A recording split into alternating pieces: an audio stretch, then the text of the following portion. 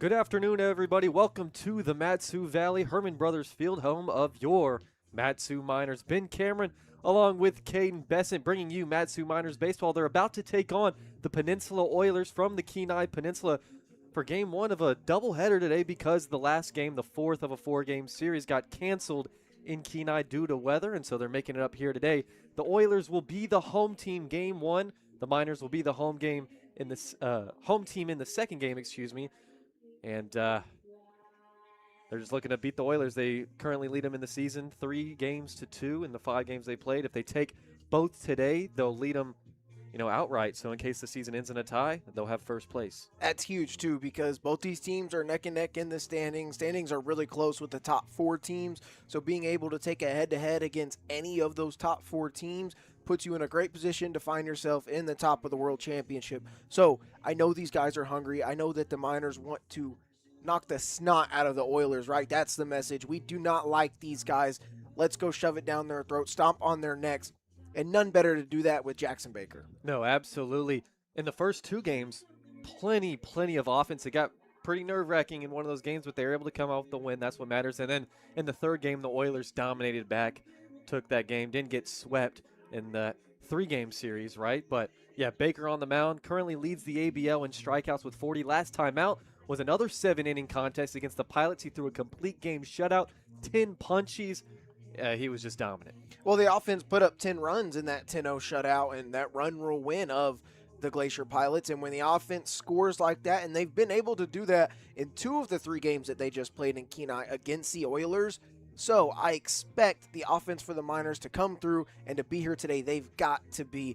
But Oilers have a really good offense. They got to go against Jackson Baker. I don't expect them to even touch 3 or more runs today as long as Baker is in the game. So Baker can give a strong, it's only a 7-inning game. I think he can go the distance. If he can give at least a strong 6, though, and set up a close for maybe Brady Clark, who these arms also we have to think about were hurting. And they got that much-needed rest after yesterday's game being canceled, and then the off day, and then the other game canceled, right? So they've got 3 days of rest for all of these arms, and Baker has just been getting teased about getting to pitch over the last 2 games. Now he gets to go, and he's ready to go stomp on this Oilers team. Yeah, absolutely. You think he just kind of has to fill the strike zone, keep that pitch count low so he can go the distance. He's making his last start as a minor. Oregon State shutting him down. They've seen enough, and I can understand why. But the Miners taking on the Oilers when we come back.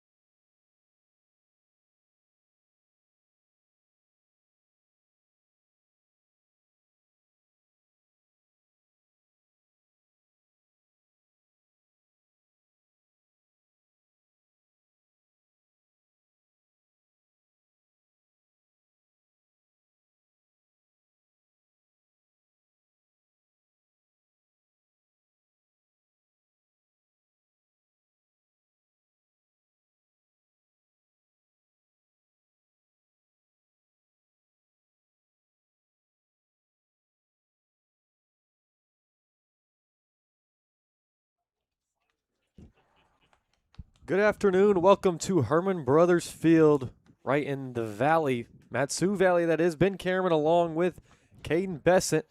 And the Miners and Oilers about to take each other on in game one of a doubleheader. And the Oilers taking the field first since the fourth game of that four-game series in Kenai was canceled. They'll be the home team in game one. The Miners will then be the home team in game two. And let's look at the starting lineup for your Mat-Su Miners this afternoon. Leading off at third, Will Godfrey. Batting second at short, Austin Park. Batting third in left field, it's Luke Hughes. Cleaning it up, the DH, Declan Spooner. Batting fifth in right field, Jackson Babcock. Batting sixth behind the dish, Will Millard. Batting seventh at first, Canyon Millar. Batting eighth at second, Diesel Toth. And rounding out the order, batting ninth, Cash Millar in center field. Once again, that's Godfrey, Park, Hughes, Spooner, Babcock, Millard, Toth, and Millard taking on the righty out of Cal Baptist, Cody Smathers. Defensively, for the Oilers, behind the dish, it's going to be Isaac Fernandez. At first, Brooks Hasenclaver. At third, Jack Holubowski. At second, Shane Cannon. At short, Nolan Graw. And left to right in the outfield, it's Owen Musel, Mark Nellis, and Brady Brown. We'll have that lineup when we hit the bottom of the first for the Oilers. But for the Miners, Godfrey, Park, and Hughes will hit in the top of the first here in Palmer.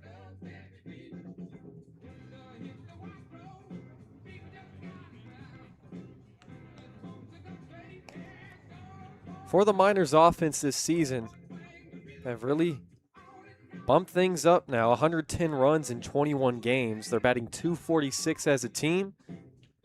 .367 team on base percentage and slugging .320. Got that over the 300 mark too. And it's basically the two best offenses in the ABL going at it. But the Miners on the pitching side, way more dominant this year. Just took a bit for that offense to wake up. As Will Godfrey will dig in against Smathers. Last time the Miners played was on the 13th, so technically 3 off days after that third game in Kenai as we are underway, and the first pitch misses outside. Went 0 for 3 with 2 walks. That one misses high, 2-0 now quickly. But Godfrey's just going to settle in the box. He's going to see pitches early in the ball game. Not going to be too aggressive too soon. Smathers deals, misses outside, quickly 3-0. And for the first time in what feels like a while, the sun is peeking through right now, so it's bright for now. 3-0 misses way high and away. A 4-pitch walk to get this thing underway. And Beef continues to reach base. It's a good sign for the Miners because now the rest of the order, what they can do is they can either, for Park specifically, he can hunt a fastball right here early in the count. And if he sees it dead red down the middle, swing away with the guy on and no outs to start this game. Or you can just wait till he throws a strike. You're in control as a team against Smathers. We'll see if Park wants to be aggressive here. That one misses inside. 5 straight balls from Smathers to get this one going. Park 0 for 4 on the 13th. 2 strikeouts. He's missed a rough stretch. Smathers deals. There's a strike, just catching the corner. First strike from the righty. So Godfrey walks for the 16th time. That leads the team. 1-1 wave and a miss there, off speed. With a guy like Smathers that struggled early to throw strikes, you see that breaking ball with only 1 strike. Maybe a situation where you take for Park. Now down in the count. Not a big lead over there at first for Godfrey. Smathers deals that one rope the other way. Will it stay fair? It is fair. Down the line, that'll head into the corner. Godfrey being waved home. Park will be held up at second. Relay throw home. Not in time. An RBI double for Austin Park. And 2 batters in. The Miners are up 1-0. How about that? And I was about to say on the next pitch, say, hey, be careful with Godfrey. He can steal bags. He's got speed on the base pass. Doesn't even have to. Scores on a double all the way from first. What a job by Godfrey. And Park just finding a way to get it down the line and makes it trouble for the defense of the Oilers. So he mentioned his tough stretch, but 3 days off, he's looking to turn that around. And believe it or not, gets his first double on the season. Had 2 triples, but no double. Now here's Luke Hughes, the left fielder. 2 homers in 8 games for the Miners. It's 5th in the ABL already. It's huge to jump out to a 1-0 lead with no outs in this game. Talked about how close these guys are in the standings. Miners lead the season head-to-head 3-2. You win both today. You own it for the rest of the season. How big that is, because both these teams are still fighting for a chance to play in the top of the World Championship in just a few weeks. Smathers checks second. His 1-0 popped up right behind us out of play. Austin Park picks up RBI number 9. And, yeah, with how close the race is, being able to have the head-to-head matchup would be huge. Back on, I believe it was Monday, the Oilers said over their PA system, hey, don't worry, this is our last home games of the season, but we'll be back for the top of the World Championship. They're calling their shot. And it was like in the middle of the 4th inning, too. I didn't hear it, but I did. That. yeah, it was 4th inning. Very I like confident. the confidence, yeah. Yeah, I very like it. confident. Now, they would, from what we've been told, they would have to finish first, and then all 3 games would be hosted at Coral Seymour Memorial Park, and then game 2, the road team or the 2 seed would get to bat last in the second game. I'm going to be honest, I'm not trying to go back. The ball laced the other way, but hooking foul. Me either. Yeah, not trying to go back again. Probably get rained out. 1-2 for Luke Hughes. Been a very, very good bat so far. 29 at-bats, hitting .345, slugging over .600, but he chases the high cheddar there and goes down on strikes. First out picked up by Smathers. Yeah, just got a little too aggressive early in this game. We've seen Smathers struggle finding the zone. Make him come to you, throw you your pitch. You don't want the high heat. So it'll be Declan Spooner DHing today. He had a nice series against the Oilers, like many Miners, but even in that 11-3 loss in that 3rd game, doubled in the 9th, came around to score. That one misses outside. And there's also the talk about in that 9th inning, once the Oilers got a huge lead, Russ Martin was in the game, and he threw behind Spooner first pitch. I was about to mention exactly that. Pay attention to that because the Miners felt like Spooner got thrown at.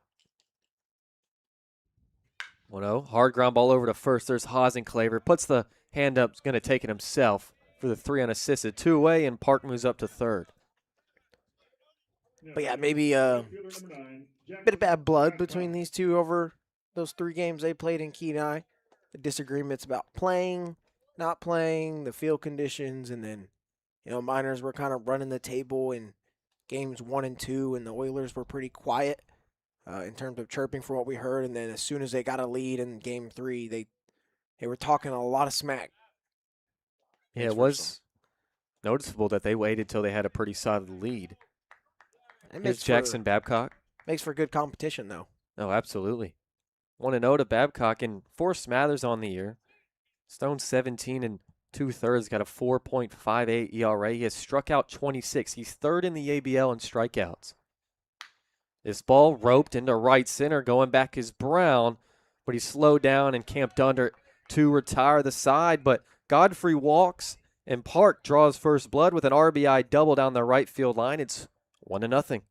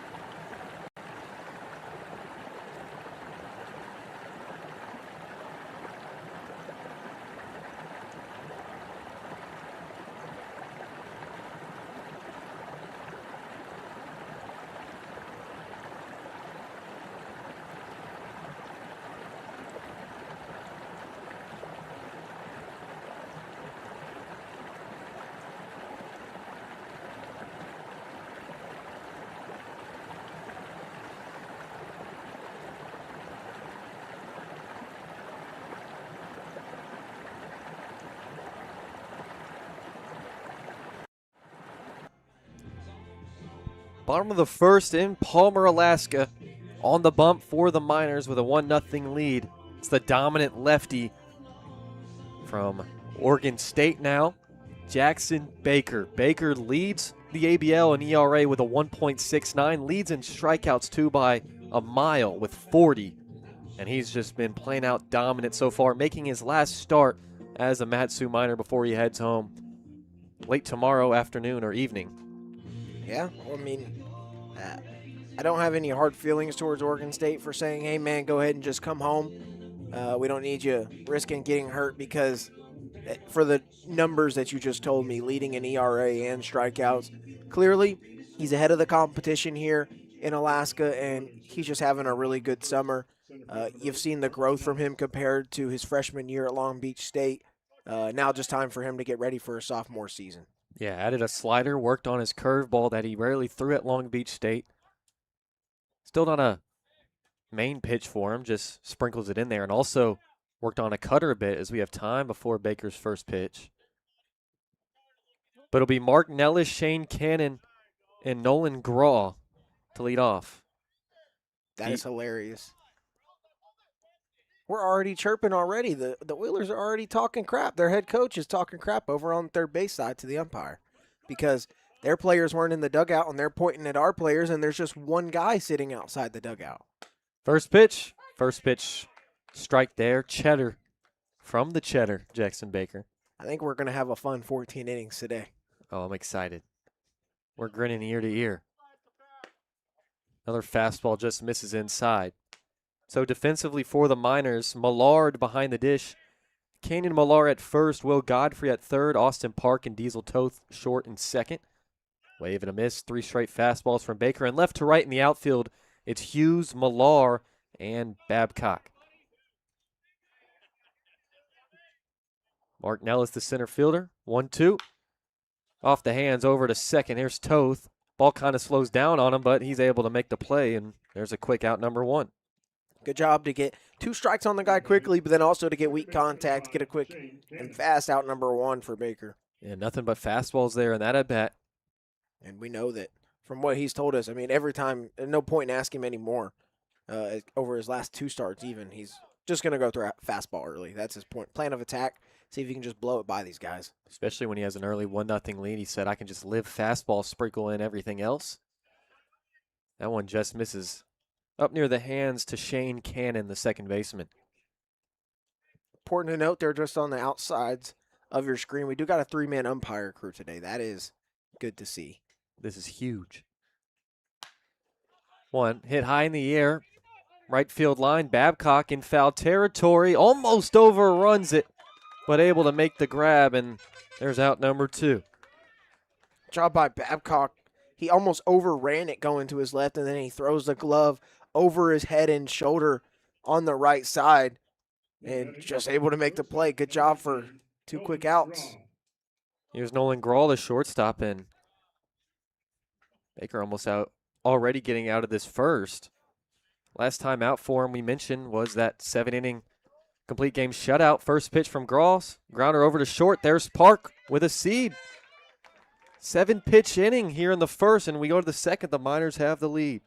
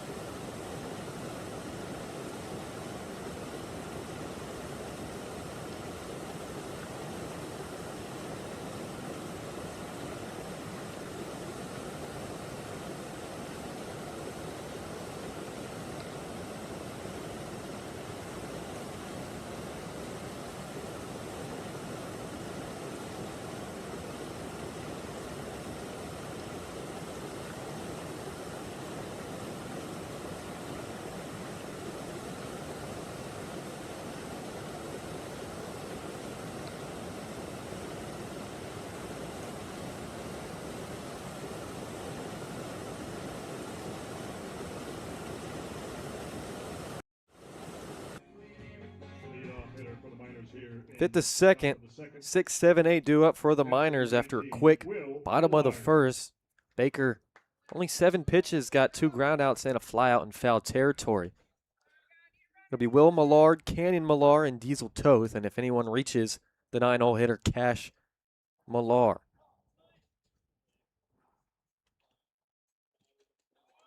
So Smathers, after the leadoff walk and double, able to settle in, got a strikeout, a groundout, and a flyout.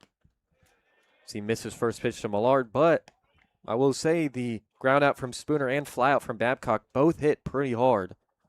Just within reach of guys right behind them.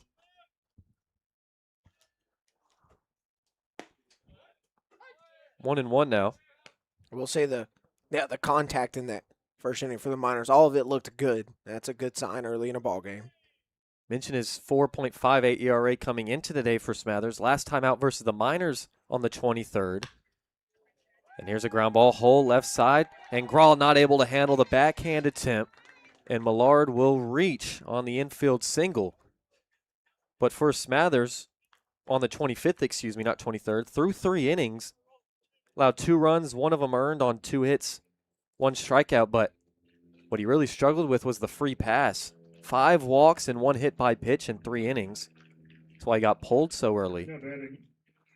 First base number 29. Here's Canyon Millar. That one by Graw could go either way as a single or error, but it is important to note that the Oilers have had a lot of errors lately. They've struggled to play defense. Yeah, that one game going into the back third, 7-7.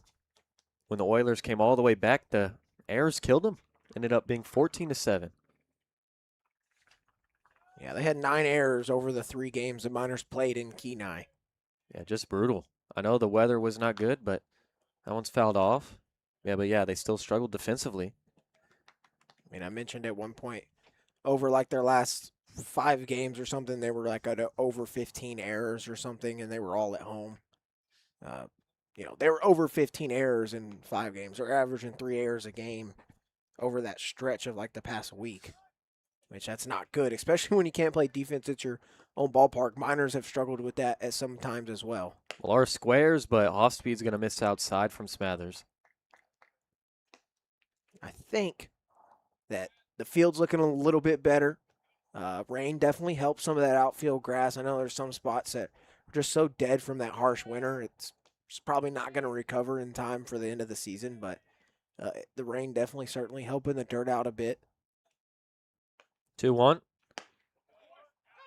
Fastball first strike up and away. Yeah, most definitely. At least for next summer, maybe. Hopefully I will hope for it for the Miners. Be a really, really rough winter that lasted forever. Yeah, they said they didn't even really get a spring. Nope. Millar goes chasing in the dirt. He's down on strikes, and Smathers has K number 2. Yeah, they said that the winter was so harsh the ground froze 5 feet deep, and when that happens, sprinklers get frozen and then just kills everything. Not able to help it out at all. Here's Diesel Toth facing his Cal Baptist teammate.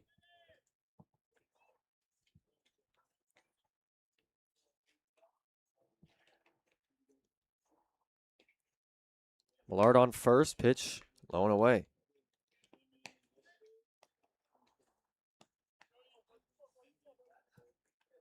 I want the guy on first early in this ball game. You already got a 1-0 lead. You really love to add on. Or just put pressure on them defensively. I mean, they struggled fielding Millard's one on the left side. Just put the ball in play. Runner goes. Swing and a miss from Toth, and a jump tag not able to get Millard. He swipes second there. And we got batter's interference. He went swinging. Millard's going to have to go back to first.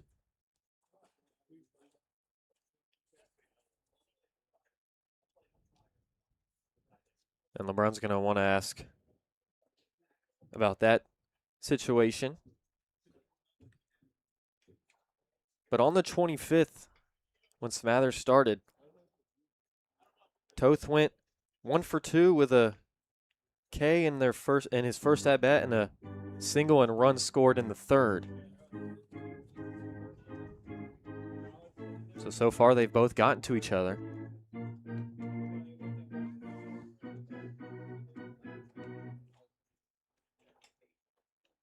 LeBron shaking his head. Conversation finally is over.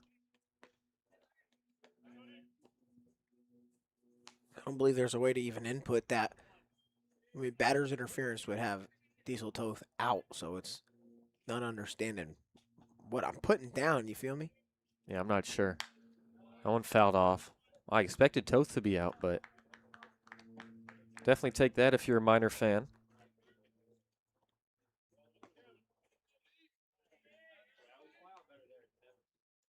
On the season for Toth, just batting .214. He's got 10 RBIs. That one blocked from Fernandez, blown away. We'll go to 2-2. But a lot of hard contact this season, especially in June. That just didn't go his way. He's definitely put up a lot better at bats than, I guess, what his average would say over the summer. 2-2. Just misses outside with that slider. We'll go full. It's a good take. You know, Toth is somewhat familiar with Smather stuff, having played at Cal Baptist together last spring, but that's a tough off speed to take on the outside half. Lard on first. One away. Here's the payoff. Hard ground ball over to second. Here's Cannon, flip to Graw. At second for one, over to first for the inning-ending double play. 4-6-3. And Smathers lets up a leadoff single, but faces the minimum. We'll head to the bottom half of the second.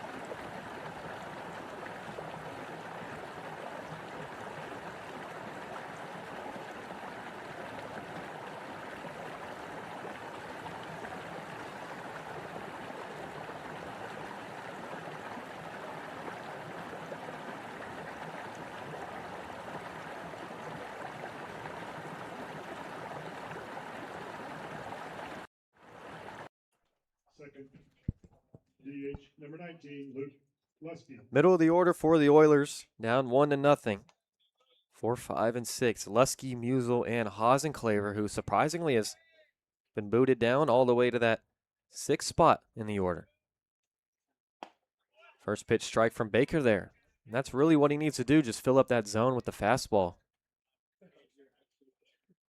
Yeah, it'll make it tough on these guys.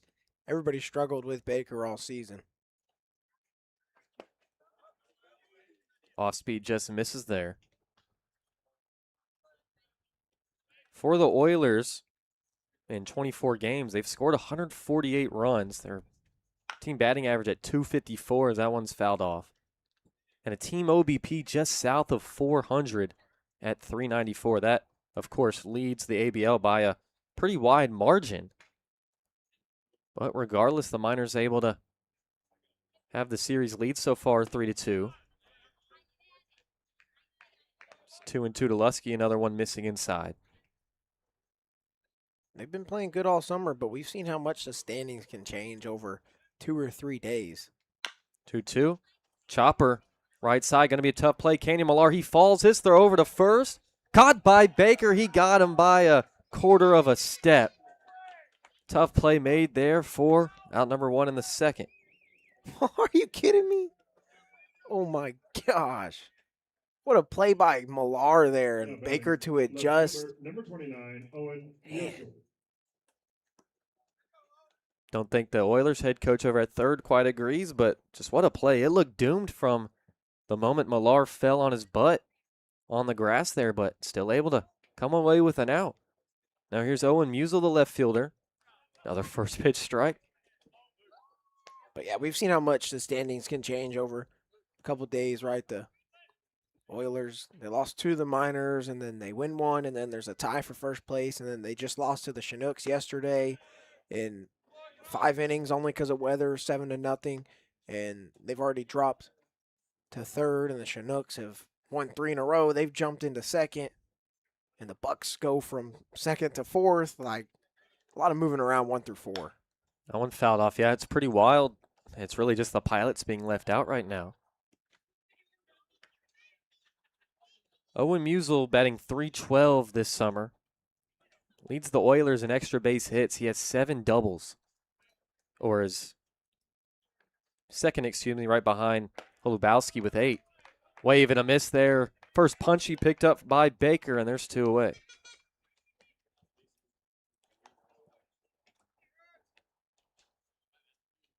Here's Brooks Hasenclaver now, 2 away. First baseman, number 28, Brooks Hasenclaver.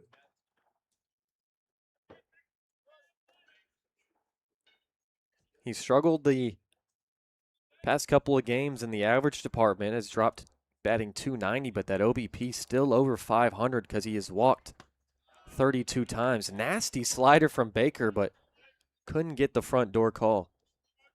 That would have been filthy having Hasenclaver move out the way like that. Lefty on lefty here.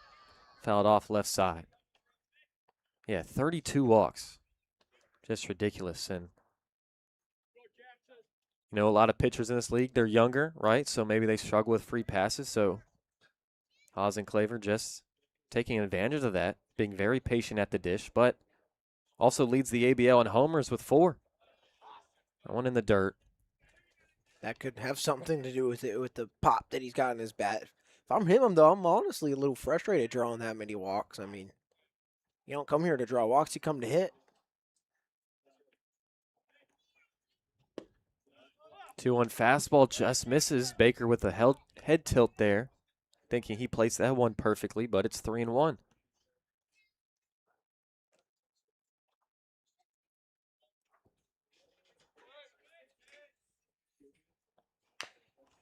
Fouled back.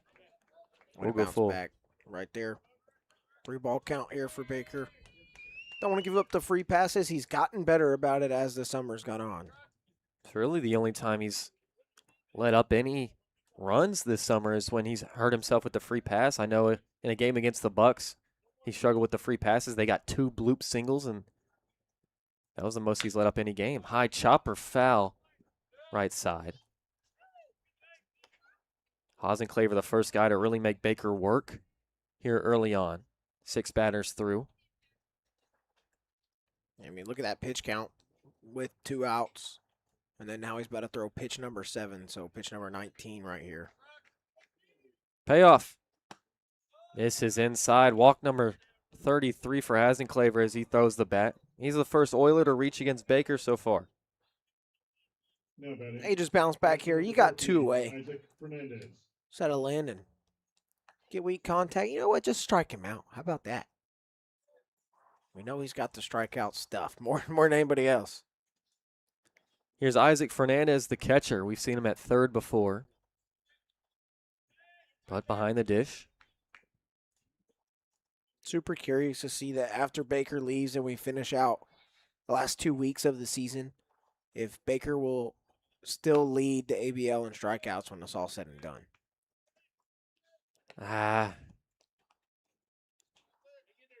I wouldn't bet on it, I will say. I mean, that's still a lot of games for some guys. I know second has 30. Probably get a couple more games from that guy. With 3 more games played than Baker, too. That one comes in and plucks 14. And back-to-back free passes here with 2 away. This is where you can get in trouble. You got 2 outs, and then you let 2 guys Betting, third get base aboard number via the 16, Jack free pass. That Olowski. makes your pitch count go up. Has you out there longer. Will maybe stall your outing. Another guy having a great summer for the Oilers, Holubowski. Batting .310 and OPS just south of 1,000. In a wood-bat league. Got 2 on here. Tying run on second in Hasenclaver. Fernandez on first after the beanball. Wave and a miss there, 0-1. Took a second there because Baker and Millard trying to get on the same page. Seems like they did right there. It's super important, too, after 2 free passes. Make sure you guys both know what you're trying to do here with 2 away and tying run in scoring position.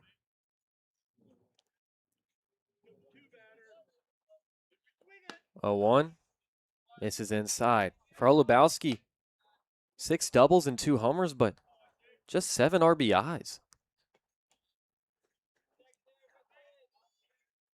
So a lot of his production just coming with the bases empty or guys not in scoring position. 1-1 off the hands, pop up right side. Gonna take a hop in front of Millar, and he'll take it himself to retire the side. Ended with a 3 unassisted. And we'll head to the third, Miners with a 1-0 lead.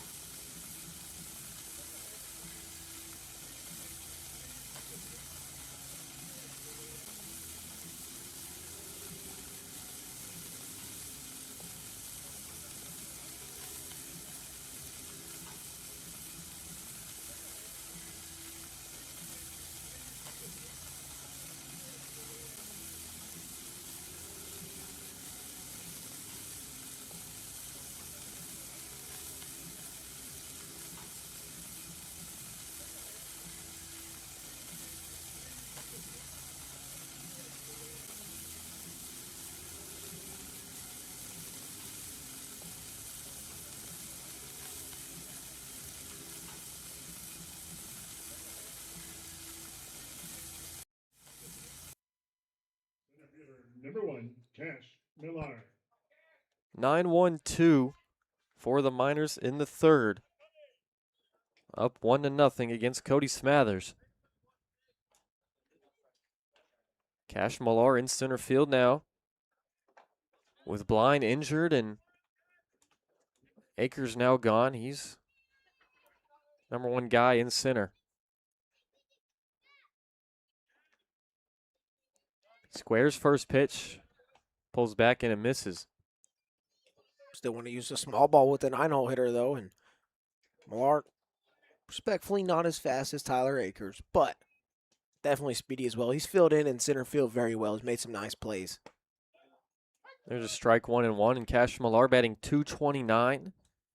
But that was after a pretty rough start in June, like for most Mat-Su Miners. He's been hitting the ball way better. Goes chasing Lone away. They're down in the count. Did go 0 for 4 with 2 strikeouts on the 13th. but went 2 for 5 on the 12th. Fouls that one off. He stays alive. Yeah, what you got to do right here, you get 2 strikes in 3 pitches. You just want to see as many as possible now from Smathers.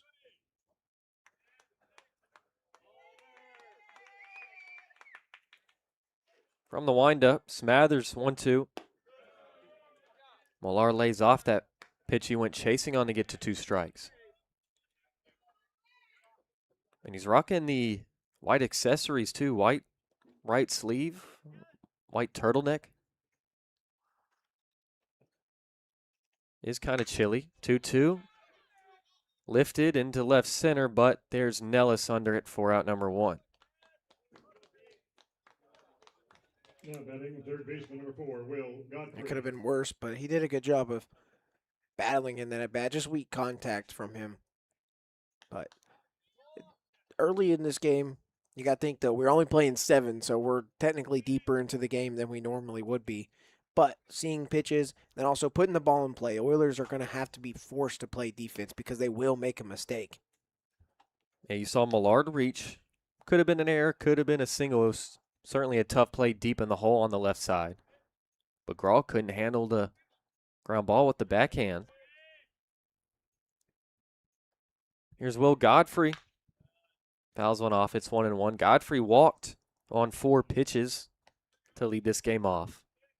Came around to score on Austin Park's RBI double down the right field line. So now 16 walks to just 11 strikeouts this summer for him.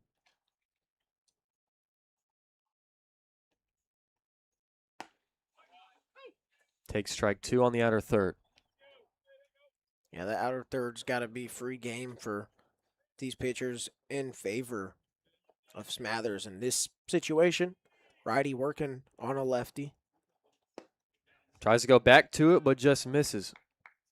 Certainly helps when that outer half against the hitter is your arm side, not your glove side.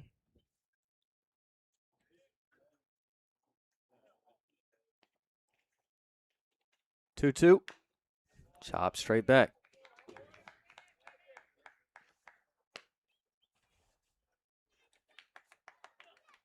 So Smathers already so far 2 strikeouts. That already surpasses his last time out against the Miners where he only struck out 1.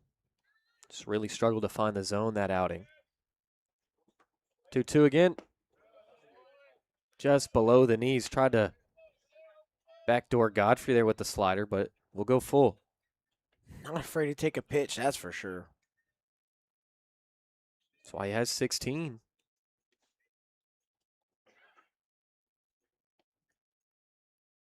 Payoff. Misses down and in. Another walk for Godfrey. He's reached for both 2 straight times now. Dude's not afraid to take a pitch and work a count, that's for sure. He does a great job at it. We know we can hit the ball, but being able to work the walk's huge, especially in the leadoff spot. He knows how to find a way to get on base. Here's the guy who's provided the offense for either side so far. RBI double. Austin Park, first pitch. Breaking ball in there for a strike. So Park picked up RBI number 9 and his first double of the summer. Took him 26 hits to do it. Godfrey takes off. There's a strike. Pitch is way high and out. We'll get into center field, but Nellis there backing up the throw. A stolen bag for Beef. Yeah, I told you could steal. We saw him go from first all the way to home on Park's double back in the first. As he's going to have to walk off that slide. Yeah, went in there a little uncomfortable.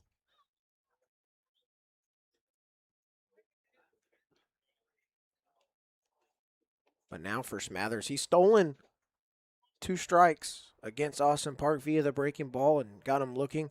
Huge for him, facing the guy who has done all the damage to you thus far. To get ahead like this and be in the driver's seat.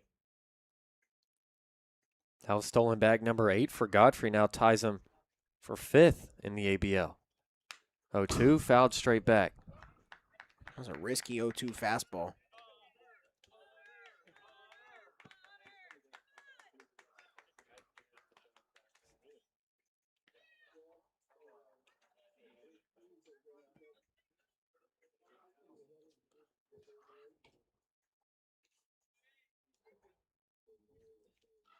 Smathers set. They'll check second, his 0-2. In the dirt, off the umpire, and Godfrey's going to take third as Fernandez could not get an eye on the ball there. And an extra run just 90 feet away, only one out. Godfrey's so dangerous on the base pass, and he can steal bags just like he did, and then he can also read it very well. Good job to be aggressive, too. Miners are much, much better when they steal bags and take free 90s, as anybody would be, but they're drastically better. 1-2 outside. Yeah, the Miners now, after Godfrey's thievery there, 61 stolen bags this summer. It's first in the ABL in front of the Chinooks, who have 57, and the Oilers have 53.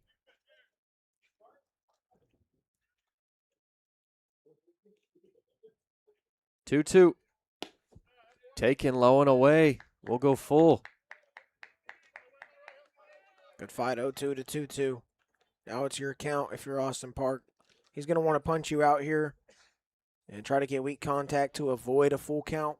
And you just got to be aggressive and find that pitch, but also protect the zone. Infield in for the Oilers. The payoff. Called strike 3 on the inner third. Front door breaking ball from Smathers gets his third punchy, and there's 2 away. All 3 strikes coming via the breaking ball. Good job by Smathers to make your off-speed your best pitch against a guy who hits everything pretty well, but that certainly not a pitch he was looking for at all in that at-bat. Yeah, Park saw that ball coming straight at him, probably out the hands, and kind of just gave up on it. Now here's Luke Hughes. First pitch misses outside. Hughes 0 for 1 with a strikeout. Back in the first, he went chasing upstairs on a fastball. Half swing, appeal down to first. He did not go.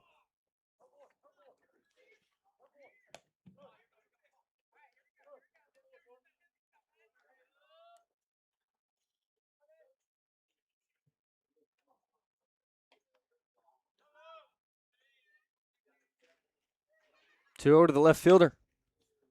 Misses 3-0. As long as Smathers keeps struggling finding that zone, Miners, you do a good job of just waiting for him to throw you a strike. Take advantage, take your free 90s.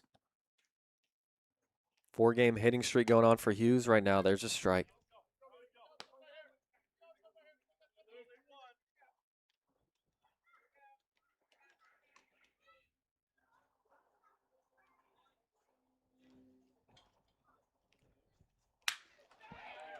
Ball ropes this one over to short, a leaping grab by Groh over there to retire the side.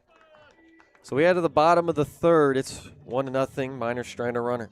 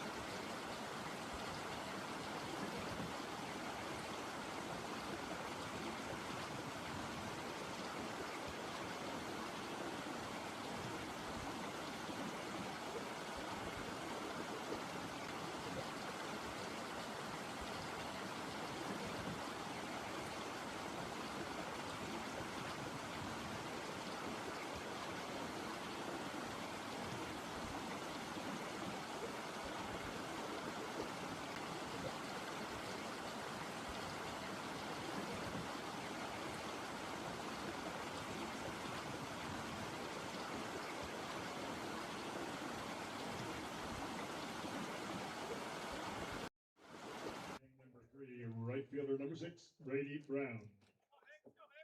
9-1-2 for the Oilers, just like the Miners here in the third. Miners stranded a runner on third Backwards K and a weak line out induced by Smathers got out of it. Still 1-0. Here's Brady Brown. First pitch swinging from Baker there. Chased the high fastball.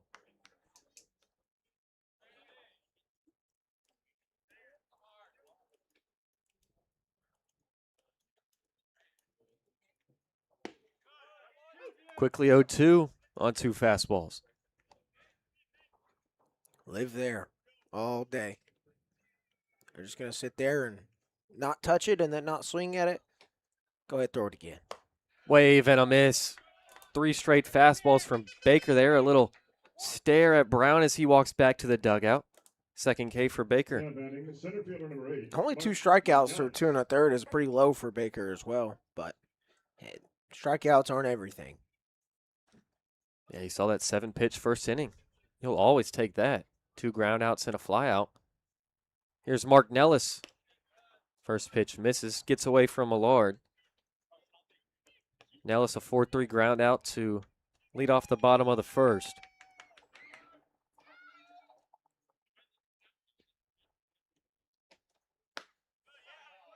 Oh, my goodness. That one had strike written all over it there, but Baker just misses. I don't know, man. From where I can see the outer half of the plate, and I saw it go right over it. That one fouled off.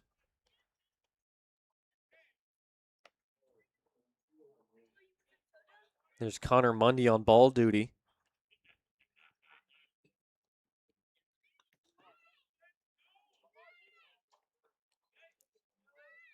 Two 2-1 to the center fielder. Late swing there. Nellis way behind on that 4-seam. It's 2-2. Not sure what he's asking the umpire. Maybe if that one would have been a ball. But regardless, if you're going to swing at it, you're way off time, buddy. 2-2. Breaking ball. Baker not able to get around it enough, and we'll go full. That wind blowing into a little bit from center field is going to be hard to elevate. Payoff right by you. Back-to-back punchies here in the third, both on that fastball. 3 now for Baker. Second baseman number 5, Shane Cannon. Still early in the ball game. Go ahead and keep throwing that fastball as long as they cannot touch it, and especially when you're working with that 1-0 lead. And then a team that can slug in the Oilers, factor in that wind blowing straight in from center field. That certainly help you as a pitcher. Here's the second baseman, Shane Cannon. Baker with a rare ball 1, first pitch. Flew out in foul territory in right field in the first.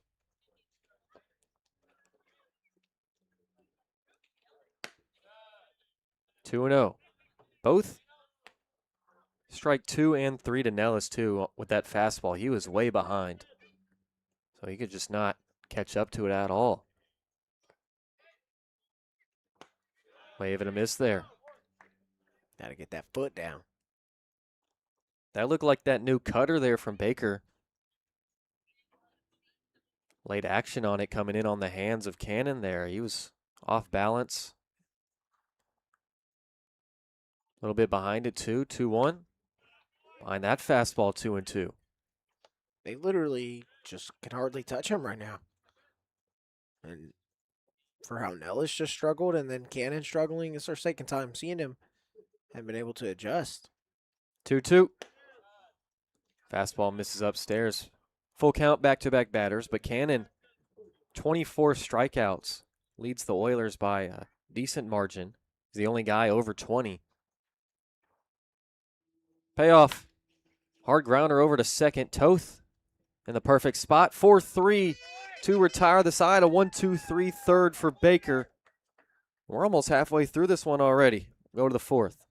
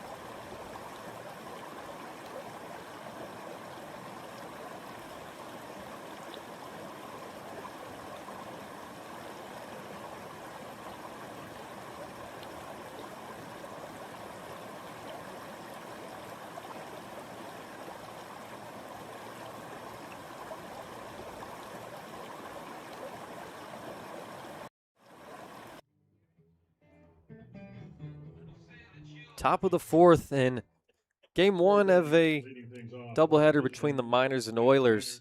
Both games going to be 7 innings. Hitter number 6, Declan Spooner. And here's Declan Spooner leading off the fourth. Looking to get something going and add on to this 1-0 lead, get extra insurance for his guy Baker, who's dealing right now. Just a walk and a hit by pitch allowed through 3.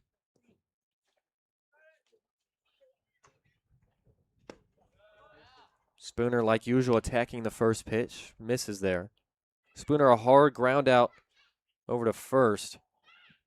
In the first. 3 unassisted, but got a barrel to it. That one misses. See if Spooner can get something going. Had a guy reach in all 3 innings. That's kind of the usual, especially early in games for the Miners, but continue that trend and then get on here with no outs and allow the guys behind you to knock you in, get something going, add on to that lead. Called strike 2 there. Spooner down on the count, and now 49 at-bats for him on the season, batting .292. An OBP over 400 at .414.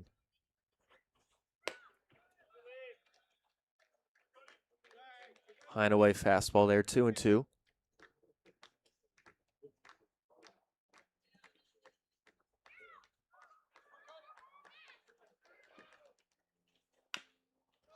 This one off the hands and no, off of his shin actually, and dead ball. Spooner will take a couple of steps. Well, I know that hurt, especially with no leg guard on. Oh, yeah.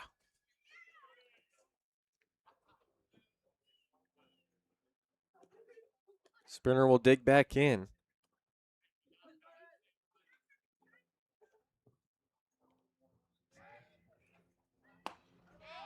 Called strike 3. Perfectly placed on the outer third there, and there's one away in the fourth.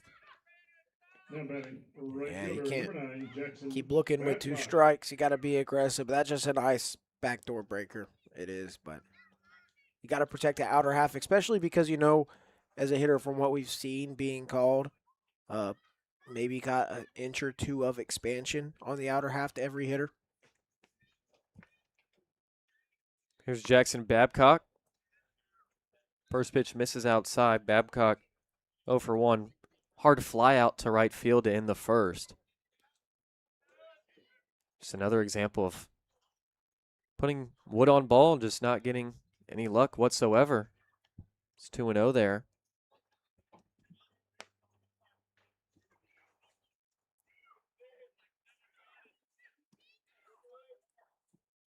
Coming off a 0 for 4 performance on the 13th, but he did have an RBI ground out in the 5th. So he had some production that day. Hard grounder just right of first there, and it's 2-1.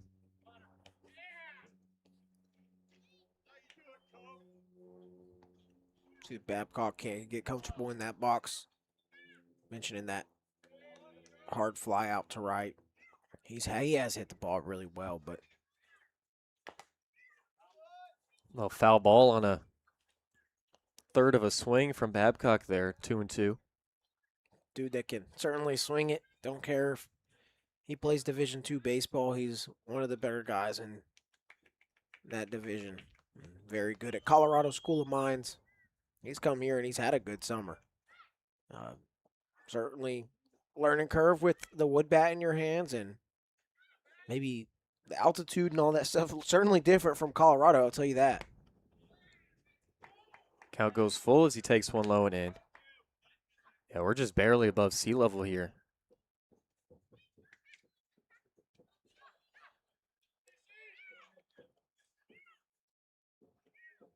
From the windup, Smathers, payoff.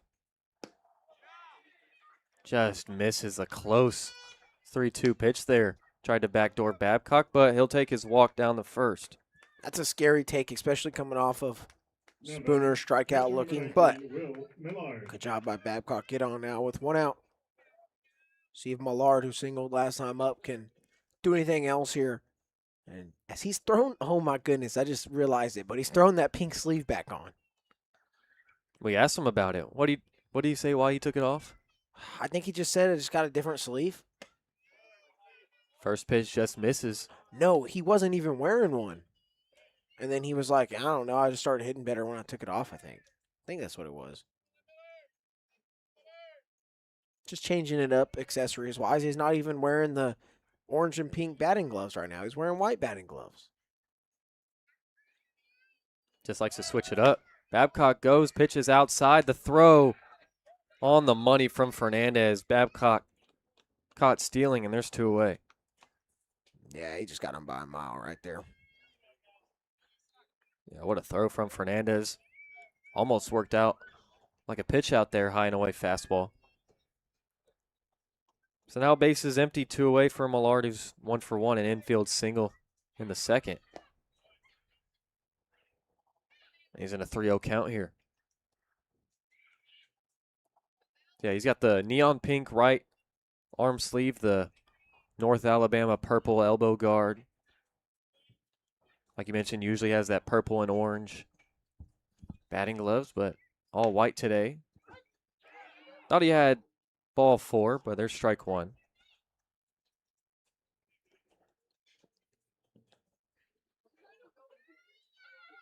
Millard didn't play on the 13th in that loss, but in the 9-8 win,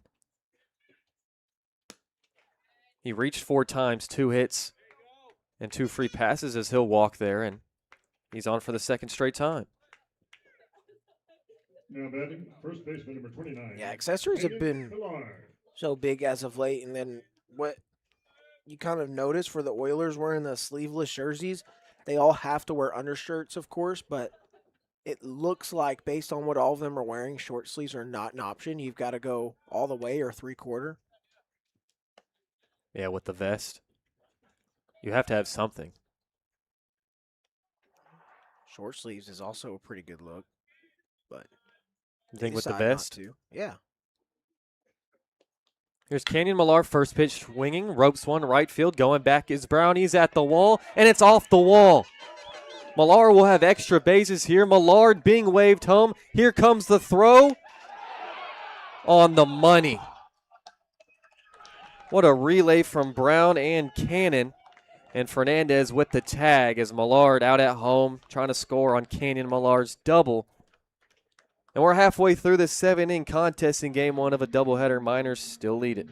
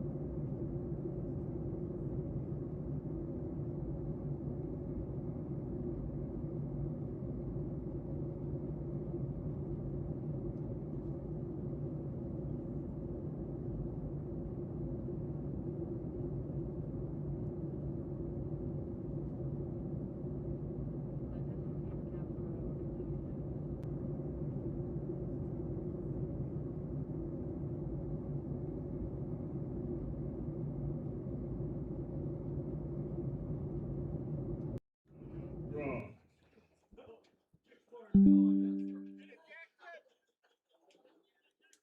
3-4-5, heart of the order for the Oilers in the 4th. Still behind a run.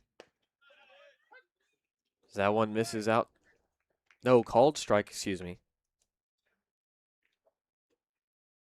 Graw 0 for 1 with a ground out to short. Back in the 1st. Just now getting his second plate appearance. High fastball from Baker there. So last inning, Millard able to hit one off the wall in right field as Groff fouls that one off, and Millard just cut down on a beautiful relay, keeps it 1-0. And in that top of the fourth, Babcock was caught stealing and Millard cut down. So two guys who reached via the free pass just still resulted in 2 outs.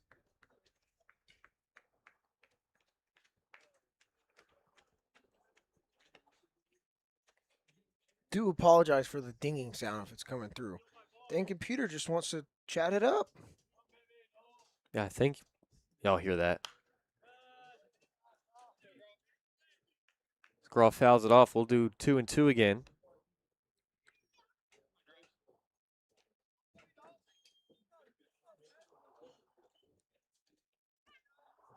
Infield straight away. 2-2. Wave and a miss. Slowed him down there. Top of the zone. 4 punchies now for Baker.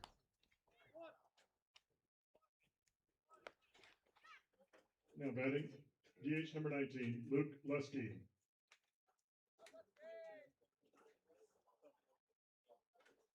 Here's Luke Lusky, the DH. Baker misses wide. First pitch. Lusky 0 for 1 as well. Also grounded out. That was on that amazing play from Millard where he tripped and fell down. Still able to get the throw off to Baker, and Baker got his toe on the bag. Bang, bang play for out number 1 in the second. It's 1-1 to Lusky.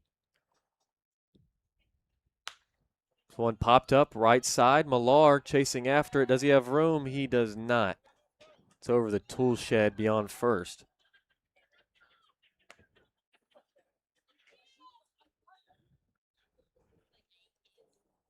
Baker through the first 2 innings, just 1 strikeout. To his last 4 batters faced, he's got 3 strikeouts. Just misses there. Struck out Brown, struck out Nellis. Cannon grounded out, and Graw struck out to lead off this inning. 2-2.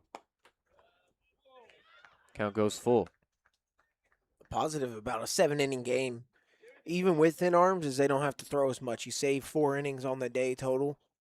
And so Baker gets through 4 innings. You only need 3 out of your pen. And one guy can do that easily.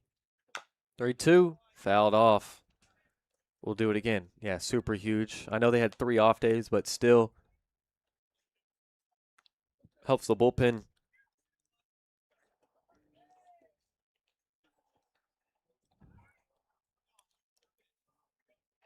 Payoff. Fouled off again. Yeah, helps the bullpen out a lot. They needed that rest. They had some guys ready for yesterday's game out the pen or the other one against the Oilers that got canceled. Doesn't matter. I mean, they've got 6 options out of the pen available for today. That's more than enough in 7 innings for sure. Payoff. Fouled back. But you see, you've got Anders available. He's been one of, if not the best reliever since Colton Ouellette left, who I was looking at his numbers last night. Man, tough to lose Ouellette as early as we did. But, I mean, you've got Pankin and Clark. Called strike 3. Back-to-back punchies here in the 4th. Lusky made Baker work for it, but he got him on strikes in the end. 5 now for the lefty. Left fielder number 20. You knew the strikeouts were going to come at some point. Kind of small amount through the first 2 innings. I mean, but ever since, 4 of the last 5 outs he's recorded have been via the strikeout. So Baker's settling in, and it's 3 of the first 4 outs the second time through the order have been strikeouts as well. First pitch to Owen Musial. Misses.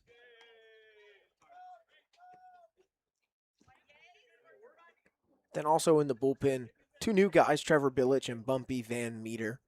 2 new arms is going to be huge. What a name. Bumpy Van Meter. Guy from the University of Charleston in West Virginia.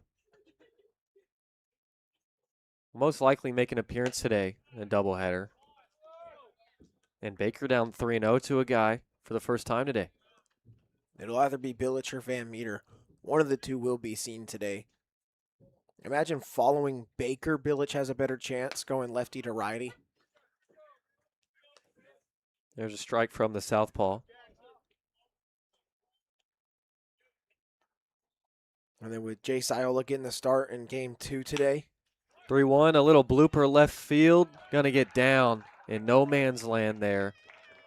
And the first knock for the Oilers off the bat of Musil with a bloop single. Yeah, I was going to come somewhere or another. Nothing to be worried about at soft contact. But as I was saying, with Jay Siola starting game 2 today, Bumpy probably gets a better chance to come in game 2 if you go righty-lefty, if he's in line to pitch today. You know he's available, but Brooks Hasenclaver digs in, the first baseman. Guy on 2 away, lefty on lefty here. First pitch strike, Hasenclaver in the second. Drew out a gritty walk to reach, but every base runner so far from Baker, which is only 3, is reached with 2 outs, which makes it a lot easier on him.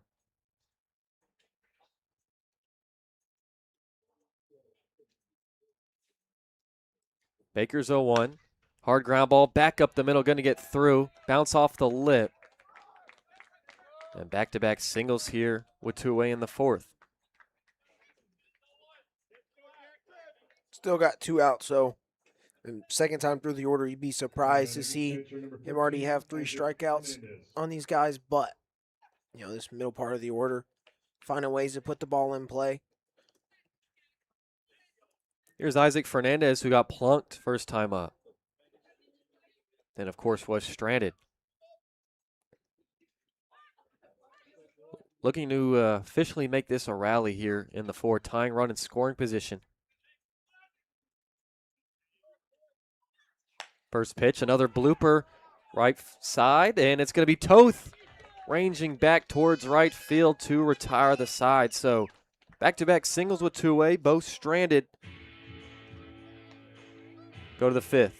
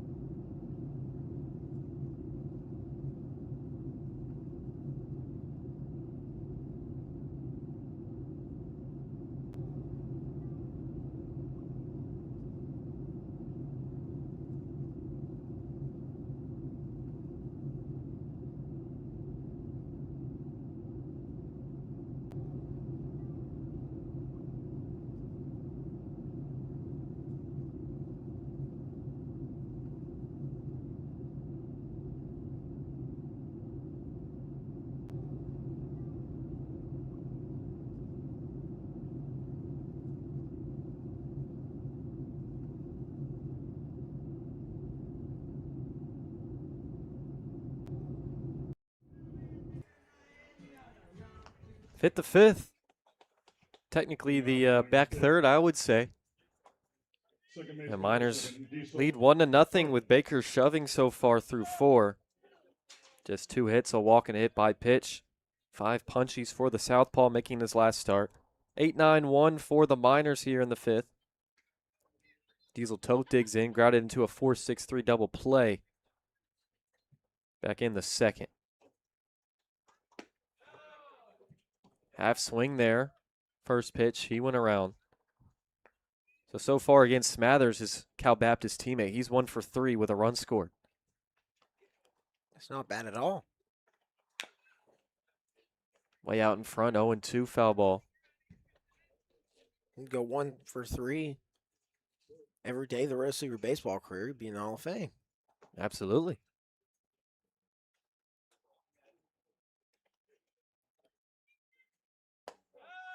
Chases the high cheddar there and goes down on 3 pitches. Strikeout number 5 as well for Smathers, matches Baker. I would assume that hitter has the advantage against a pitcher that he knows pretty well, I imagine, being teammates at Cal Baptist. But hey, Number 1, Ken Smathers just kind of ran through Toth in that at bat. You got to just tip your cap to your fellow teammate. Here's Cash Millar, the center fielder, takes ball 1. Yeah, he had a iffy half swing way out in front and then way behind.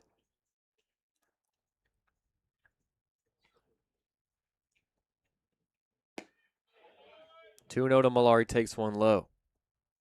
Millar flew out to center field back in the 3rd.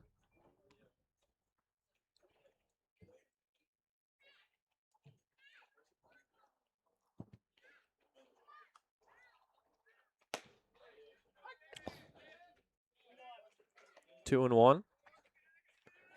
I don't hate that take, though. You don't really want a high and in fastball if you're Millar right there.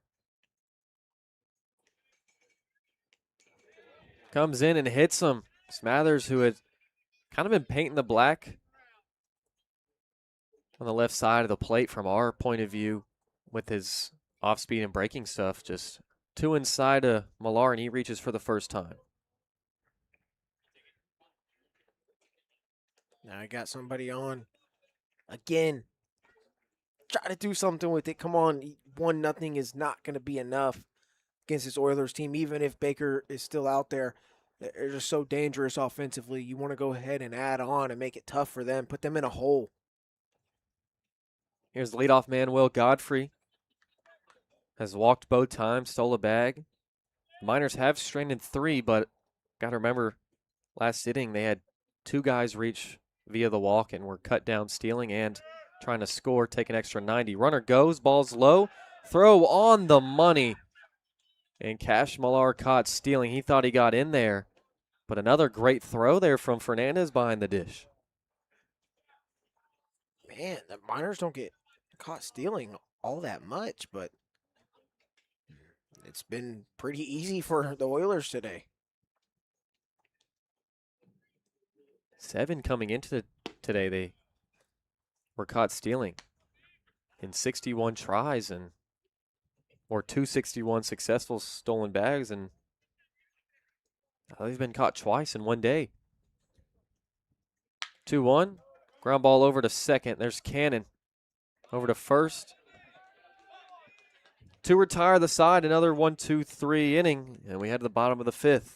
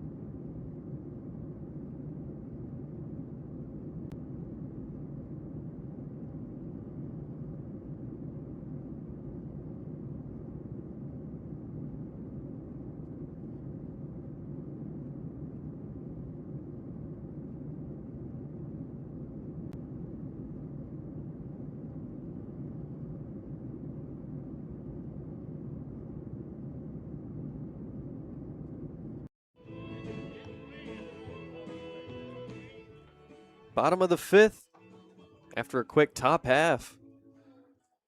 Bottom of the order due up. 8, 9, and 1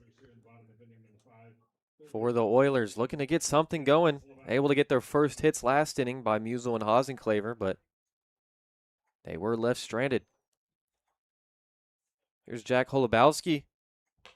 Swings and misses first pitch. Yeah, Baker's rolling right now. Wants to continue to do that. Continues to pitch with the lead. Way behind that fastball 0-2. And he hasn't been out there all day without having the lead. Certainly helpful for him and what he's able to do. But he certainly loved to be pitching with more than a one-run lead. Another fastball, and Holubowski way behind it. Another strikeout for Baker, make it 6. I'm telling you, I know we got a lot of season left, but there's a real chance that I think he definitely finishes top 5 in strikeouts when it's all said and done. Oh, definitely that. I don't know if he'll lead. Smathers now has 31 after his 5th last inning. And I'm sure he'll stay with the rest of the season. So here's Brady Brown, the right fielder, 1-0. I wonder what the strikeout record is in the season. I mean, certainly Baker probably can't get that, but Fouled off. not with leaving early, he can't. He'd probably, I bet he'd just get one more start and then the championship series if possible. One of those, so maybe 2 more. If he stayed. Yeah. Yeah. One next week and then probably not until the championship, if it happened, of course. Misses low and away there.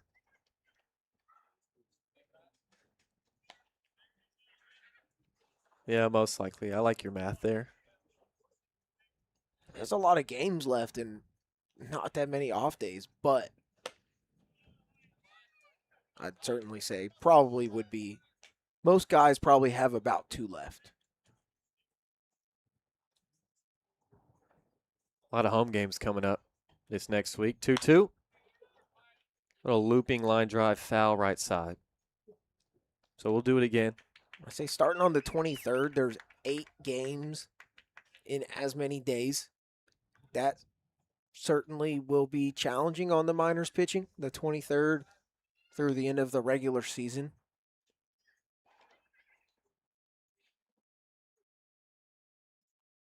Two, foul off again. And actually, remember, we don't have it on our pocket schedule, but the 27th versus the Pilots, that's a doubleheader. Oh, as well as Unless, one of the ones with the Chinooks as well, whenever we get them at home next, which looks like Sunday the 26th. yeah, so I think they have back-to-back days with doubleheaders. If, against the Pilots, the 1 and 2 seed aren't locked up already. Count goes full to Brown. I'd be willing to bet that the 1 and 2 seeds are not yet decided by then. Maybe one of them is, but not both. Payoff. Down the first base line, just foul. Already 8 pitch at bat, about to be 9. Already 4 foul balls from Brown. He's making it a tough out number 2 in that 9 spot. Brown struck out in the 3rd, 0 for 1. Payoff. Hard chopper over to second. Toth has it. His throw in time, 2 away. Baker wins that battle. Good job. And you tell he's got confidence just going at Brown like that over and over. You're going to keep fouling off. I'm not going to just throw it way out the zone. I'm going to keep challenging you to put good bat on ball. He fails to do it. You get a nice little weak ground ball. Lineup flips over to the center fielder, Mark Nellis, 2 away.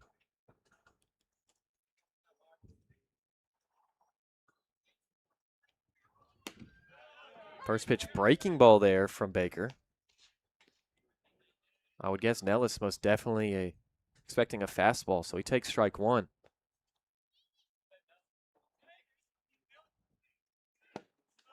Strike 2. Mentioned before, every runner for the Oilers at his reach has come with 2 outs. Wave and a miss. Good morning, good afternoon, good night. 7 punchies through 5 for Baker. dominantly sets down Mark Nellis, and we head to the 6th.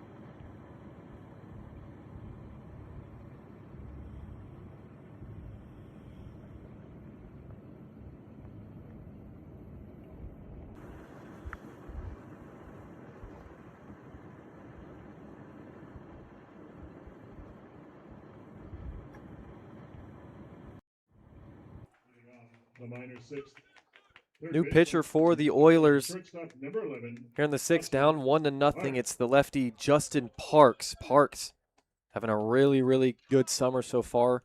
15 1/3 in relief. He's 2-0. Has a 1.17 ERA, but just gets a lot of weak contact. A 1.24 whip. Rarely see a whip higher than someone's ERA and 9 punchies. So not a strikeout machine, but he gets the job done.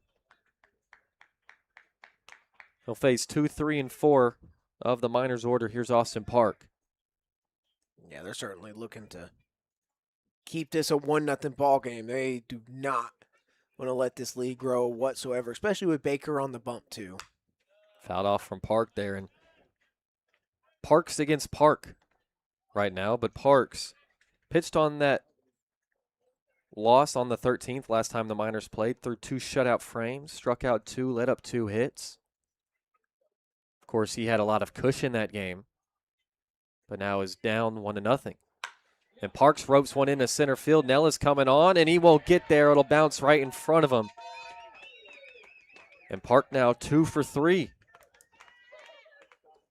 Good job greeting the bullpen with the single right there through 5. Smathers does a good job. Solid start for him. But then, boom, the second you see that bullpen, even though it is their best guy out the pen, welcome into the game with a single. Always nice to see. Now with no outs, I mean, I'm beating a dead horse here. Get something going. You got to add on it. 1-0 is not comfortable enough, no matter who's pitching for you. Here's Luke Hughes.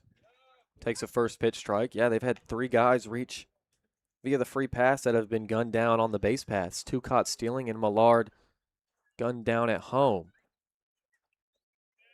Got to give it to the Oilers for the defense they played. Kind of knocked on them earlier in the game about the amount of errors that they have had in the field over the past week or so. They've been throwing the ball around very well today. Hughes takes one in the dirt. Park watches Fernandez cleanly block that one. And for Hughes, a 5-game hitting streak going on right now.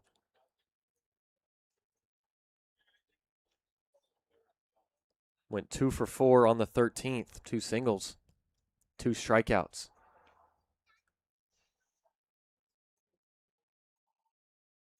1-1. Outside, Hughes thought about it, but he holds up. Then Hughes also on the 12th had himself a day where he went 3 for 5, reached 4 times, hit a home run, his second. Park steals in the dirt. Now Park goes off. Fernandez, his throw. He falls to the floor, but Park is in there. Good attempt there from Fernandez after it got away from him, but runner in scoring position, nobody out here for the Miners. Big spot. Hey, it's a good sign because Park didn't get caught stealing there. So you just take a deep breath. You got a guy in scoring position. You've set it up well. Hitters count for the thumper Hughes here. 3-1. Strikeout and a weak line out so far. Parks 3-1. Misses high and in, and Hughes will reach for the first time this afternoon. You'll take that walk all day for Hughes. Just find a way on base. Don't be an out. Get it to the next guy. Now you're putting a lot of pressure on Parks as a pitcher coming into this game. He's struggled through the first two guys he's seen. Then you got a guy like Declan Spooner coming up. You got to feel good about your chances. Is Coach LeBron going to talk to him here? Yeah, so Parks has faced Park and Hughes so far. On the 13th, he got Park to fly out to right field, and Hughes singled off of him. Spooner was the only guy in the lineup who did not face Parks in his 2 innings of work. He faced 8 batters. Spooner a chance to do real damage here. Expect him to do damage, or at least try to, early in this count. Spooner 0 for 2, a ground out and a strikeout. He squares here, pops it up and way out of play. So Spooner, who had gone the whole summer so far without striking out, struck out on the 13th for the first time, and then struck out here this afternoon last time up. Yeah, they were joking about it the other day that LeBron jinxed it, but he said, I didn't. I'd been talking about it for a long time. I've been talking about it for a couple of weeks now. Bound to happen in the game of baseball. Squares again, pulls back, and it misses low. So that was wrong. Spooner not going to try and do damage early when the conversation here is bunt this ball down, get both guys in scoring position with only one out, allow the chance for a sac fly to be beneficial for you. Extra run would be huge for Baker right now, who's been cruising. Spooner gets it down the third baseline. It's a beauty. Holubowski, tough play. Throw is not on target, gets away from Haas and Claver. It's backed up by Cannon. Should be a throwing error there on a Holubowski over at third. But the bases are juiced now, nobody out. All you got to do is put the ball in play, put pressure on this defense, especially with 2 guys on, force them to make a play. Such a good bunt by Spooner right there. That was beautiful. The DH laying down a beauty down third base like that. The Oilers are in disagreement about something, maybe the throwback to get Spooner, but I mean, you just got to put it in play, force them to play catch.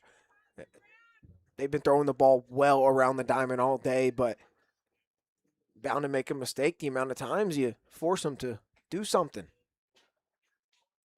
So Park's in trouble right here. He's had such a good summer, but bases juice, nobody out for Babcock. 0 for 1, a fly out and a walk. All he's got to do is just throw the bat out there and just poke this thing over the infield. Swings first pitch, gets it into center field in the air. Nellis coming in. It's going to get down in front of him.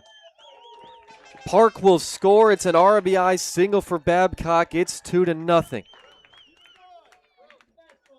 That's exactly what I was talking about. Just throw the bat out there and poke it. There's such a huge gap of green grass in the outfield between the infielders and the guys in the outfield. He does exactly that. What a job by the Miners to come in against Parks, who's coming out the pen.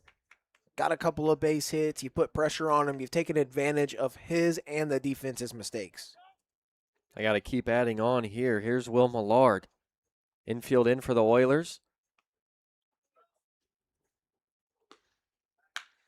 Swinging first pitch as well. High fly ball, shallow right center. Will this get the job done? Here's Brown with the grab.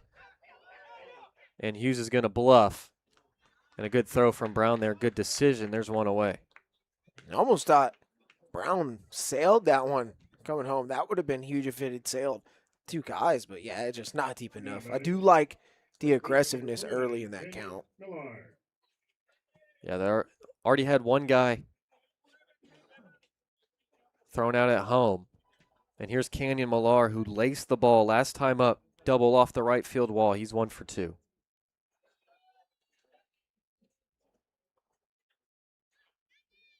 Five hits for the Miners now. Millar thought about it. He takes it. So Babcock swings first pitch, singles into center field, and Millard swings first pitch, but just got under it too much. Shallow fly out to right field.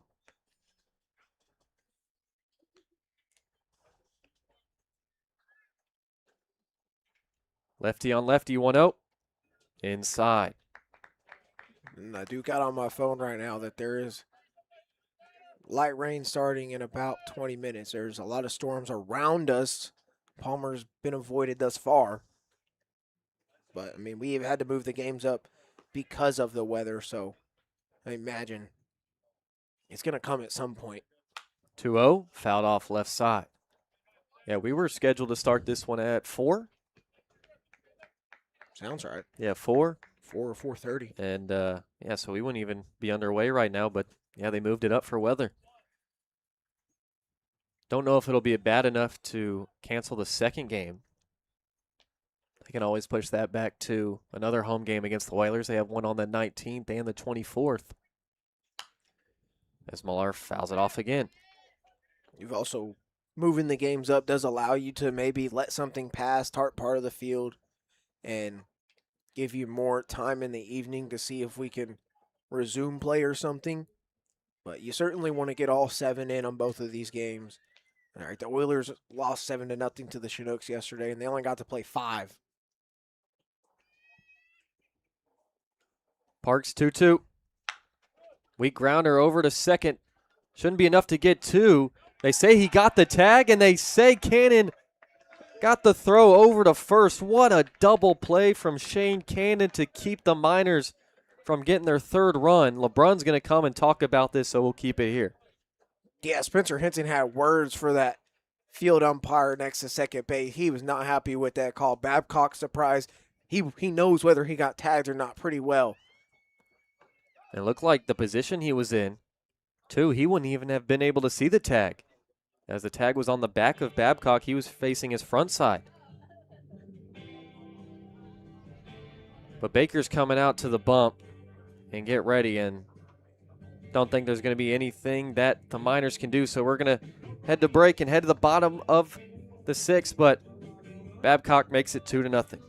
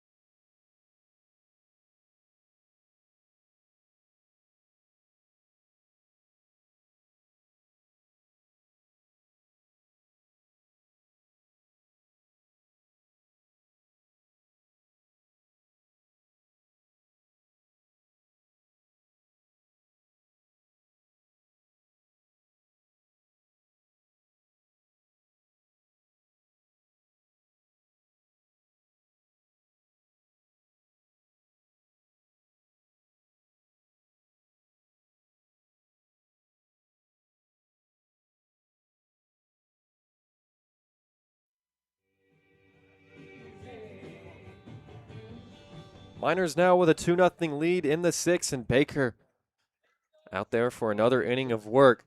2 strikeouts last inning and a 1-2-3 fifth. He's got 7 now at 77 pitches, 7s across the board.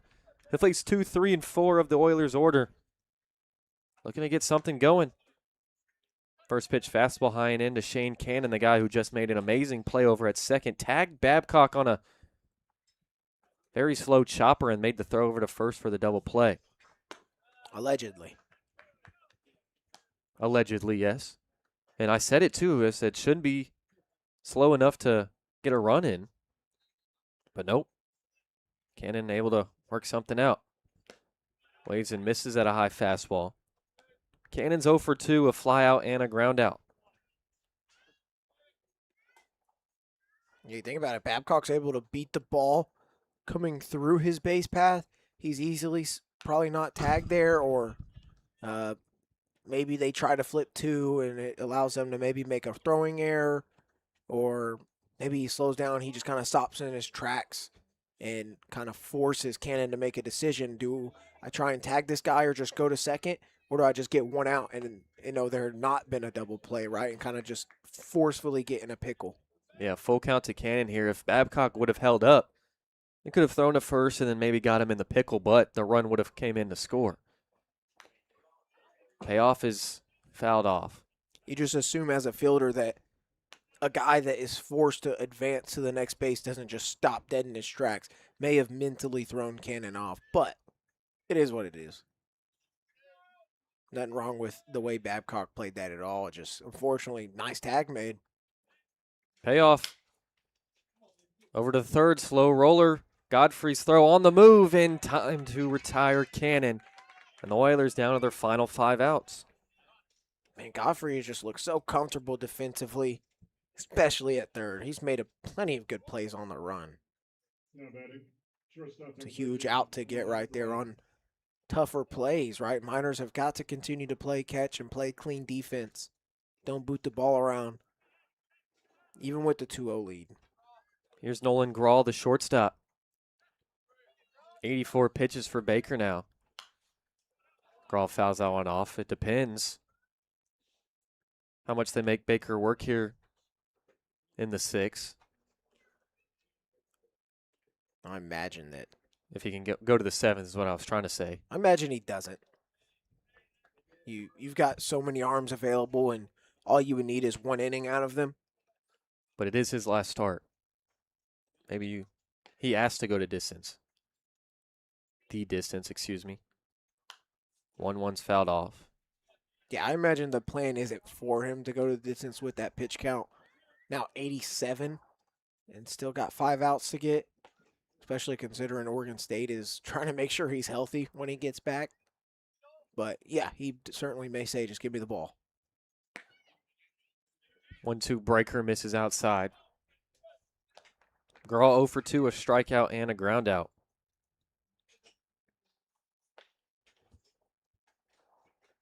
Two. Fastball just misses that low and in corner. And another full count here. This is what has really driven Baker's pitch count up. 3-2, off the end of the bat, left side. Godfrey cuts it off. His throw on the run. Short, and Millar not able to scoop it. Graw's going to go to second on the throwing error. And the first Oiler to reach base with less than 2 outs this afternoon. Just as I was bragging on Beef, man, that jinx is so real.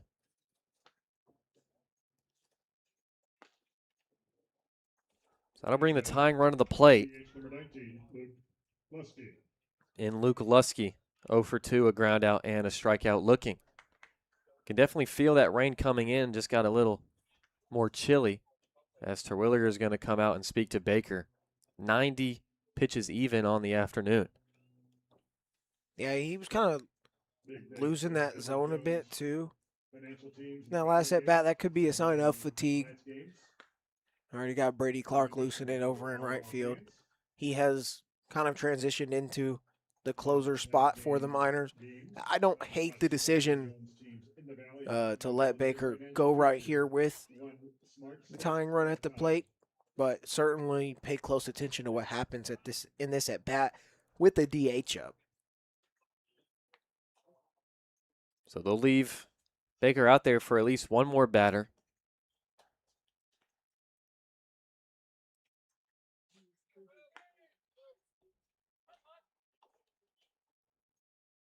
Slow walk to the dugout for Terwilliger, and Lusky digs in. Graw on second after the error.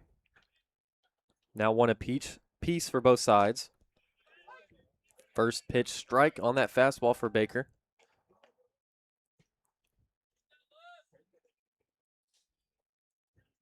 Yeah, he stole one there up and in, too. That's a nice first pitch. Way to steal strike one. Get ahead in the count. Live there. Wave and a miss. 0-2, Lusky up against the ropes. And if I'm Baker, I don't care that this is their DH. He's yet to get a hit off me today. I just struck him out last time he was up. I'm getting aggressive 0-2 right here. I may be thinking a fastball up. I mean, you know he loves the fastball. He's just shook off 2 pitches in a row, 3. Finally comes set. There was 1 pitch that he wanted, and Millard, it's the last one he gave. 0-2, and the dirt there. Good block from the catcher from North Alabama. Lusky, 3 homers this summer. His 4th would tie it up at 2 apiece. He's got 17 RBI.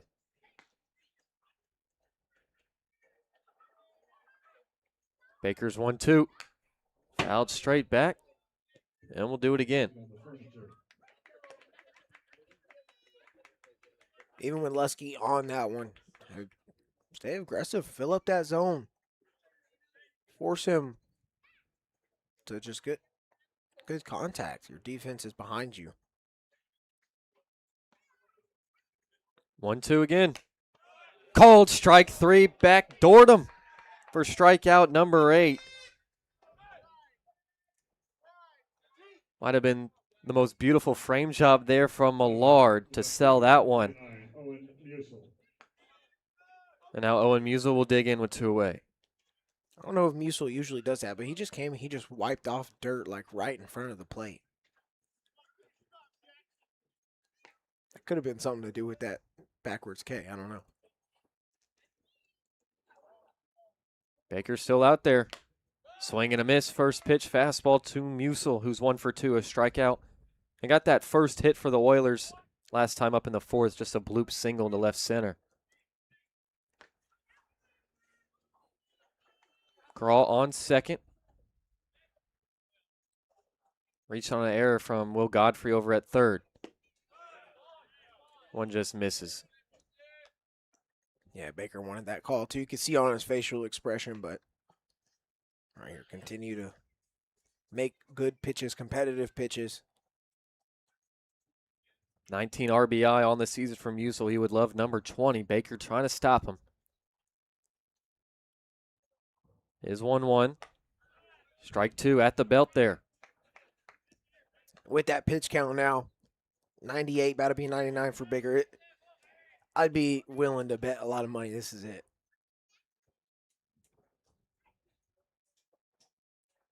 Probably the last batter Baker will face for the Miners this summer. Looking to end it on a high note. Is 1-2. Slider just misses. The whole infield thought he got it. It's 2-2. Oh, such a good pitch, too. That's not a bad miss, though, in a 1-2 count.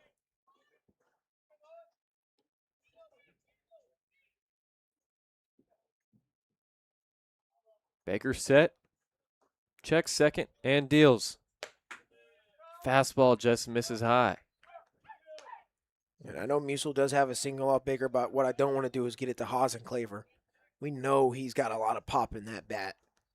I don't want to see him up representing the go-ahead. Pitch number 101 coming up for Baker.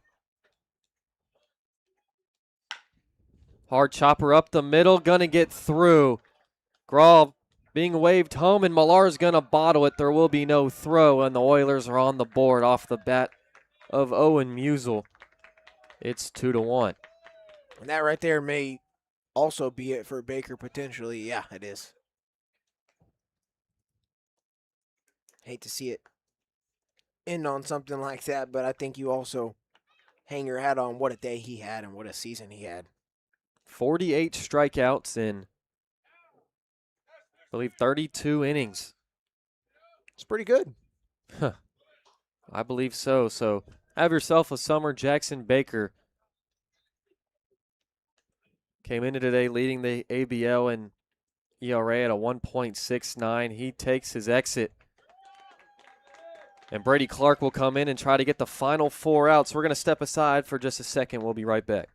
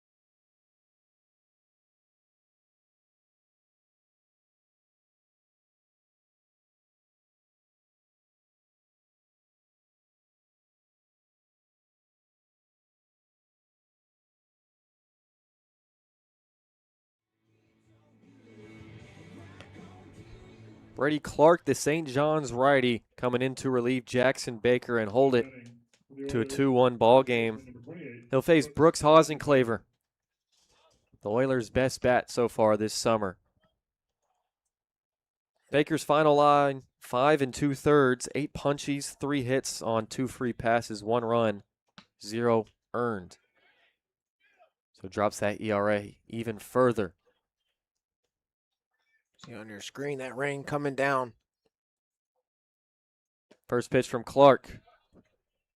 This is low. Not too tough of a spot for Clark, but certainly a pressure moment. Tying run on base. One of the best hitters for the Oilers up right now. A guy that's having one of the best days by far, probably behind Musil, who's on first. Wave and a miss there. Clark on the summer, a 1.64 ERA in 11 innings in relief. He's got 2 saves and is 1-0.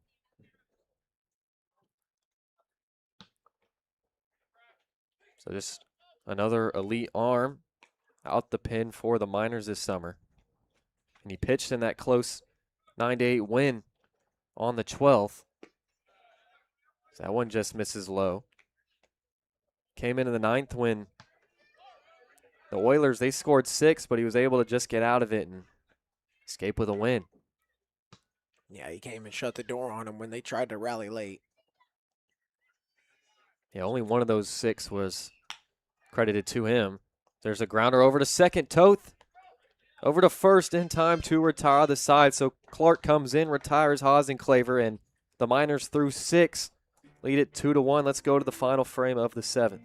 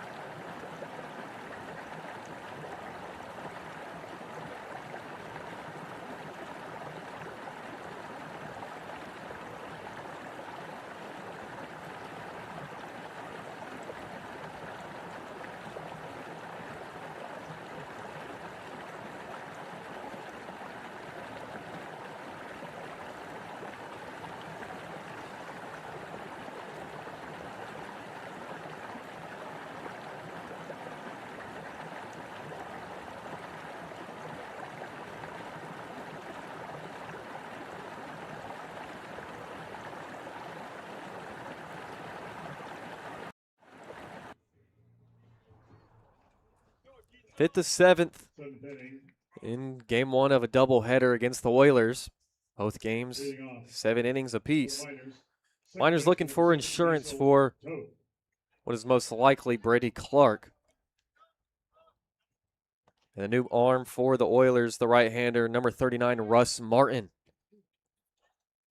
They'll face 8, 9, and 1 of the Miners' order. Here's Diesel Toth.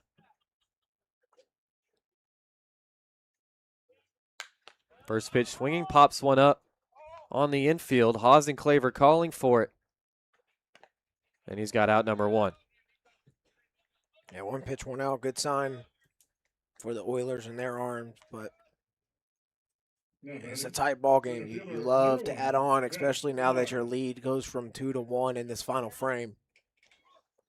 For Martin, a 5.09 ERA in 17 2/3. Pitched on the 13th. Closed out that blowout win for the Oilers. 1 inning, 2 hits, 1 earned run on a walk. Here's Cash Millar. It's 1-0. Millar 0 for 1, a flyout and a hit by pitch. Got caught stealing. And a strike from the big righty. Martin, the guy who threw behind Declan Spooner, which the Miners thought was intentional. And then Spooner would then double off him down the left field line and come around to score that 1 earned run against him. Millar pops this one up. Does Fernandez have enough room? He does not. Yeah, and then Martin certainly brought a lot of moxie out, right? It was that game where the Oilers actually had more than a 1-run lead, and we mentioned they were being very chirpy, and Martin, yeah, that final out against Godfrey that he got, he snagged one off the right side of the mound, just stared Godfrey down as he ran to first, and just met him right in front of the bag and flipped it over to end the game. This one poked out to second. Cannon off one hop. Quick throw over to first in time for out number 2.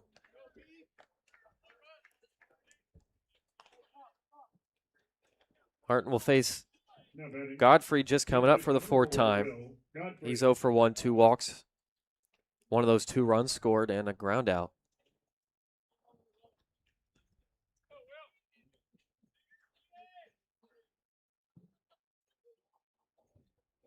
First pitch to Godfrey. Inside, brushes Godfrey off the plate.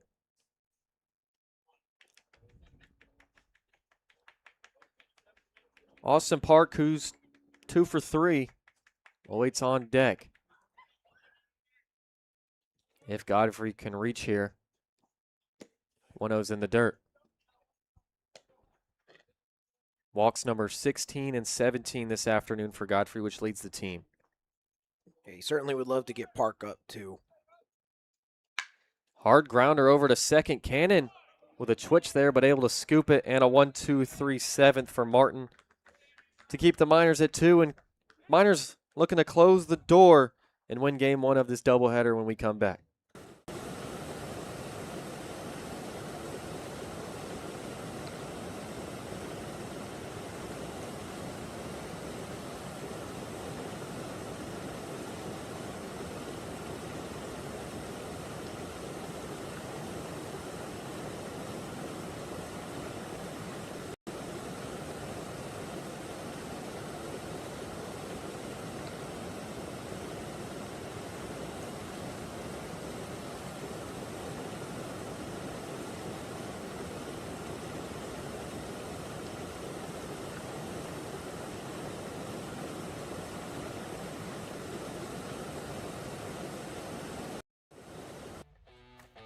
Let's take a look at the ABL standings before we hit the bottom of the 7th. The Miners tied with the Chinooks with different games, or a different amount of games, excuse me. The Miners 13 and 8, the Chinooks 15 and 11. The Oilers just a half game back at 15 and 17, and the Bucks 13 and 11, just a game back at the Pilots all the way down there, 8.5 games.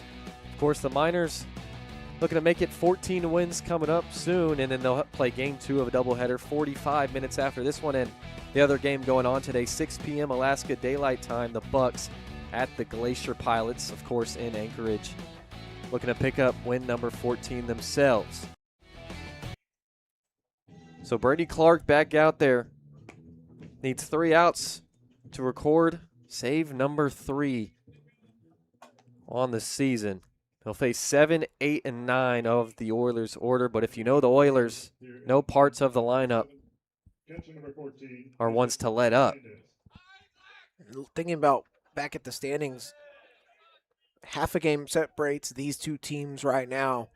If this thing does not split and one team comes away winning 2 games, there's some big movements there. Miners have a chance to go up 2.5 games of the Oilers at the end of the day.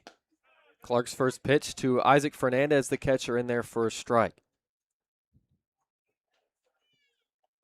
Mentioned earlier that the Miners in 5 games against the Oilers so far lead it the season series 3-2.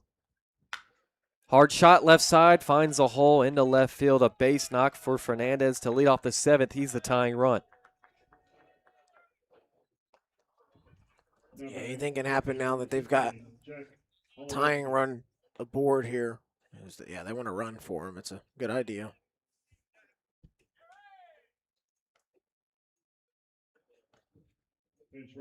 So Fernandez reaches for the second time. He's 1 for 2. And just a couple days ago in Kenai, the Oilers' bottom third of the order did a lot of damage, even though they dropped 2 of those games. So now I guess they want to do a pinch hitter too, because we're just sitting here waiting on the Oilers. Yeah, Holubowski's not going to hit here. Holubowski, one of their better hitters, is 0 for 2, but they're going to go a different way to Luke Skinner. They want the lefty on righty matchup here. And Skinner, through 46 at-bats, is just hitting a $130 against Holubowski's 310 coming in today and over 900 OPS. So see if this decision works out for the Oilers here. Skinner squares. Back pick over to first. Oh, not in time. Millar just in front of first. Good attempt, though, from Millard.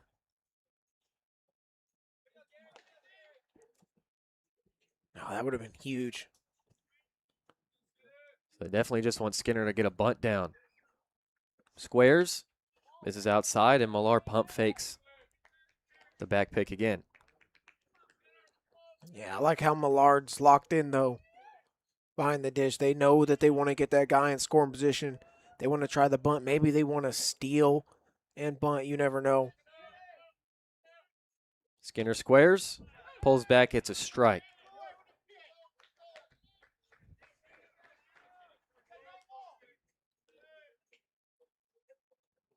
One and two on Skinner now. See if he tries to put it down with 2 strikes or if he's swinging away. He's had a rough summer so far, but that can change right here. 1-2 just misses. Meant to say none of it matters here in this moment. No, struggles do not matter. You've been called upon to come through right here in the bottom of the 7th, almost at the 9th, but essentially the same thing. Clark's 2-2. Just fouled off. Skinner stays alive. And one thing that Skinner struggled with is the K.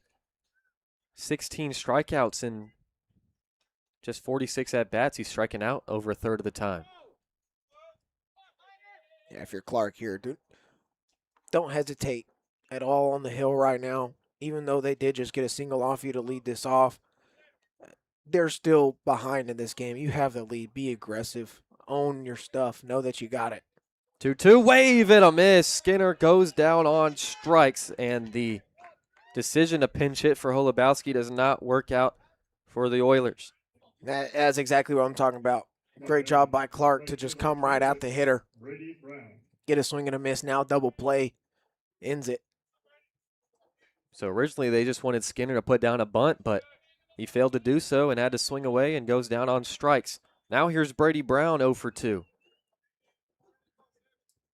First pitch swinging, ground ball over to short. Park to second for 1. Toth over to first.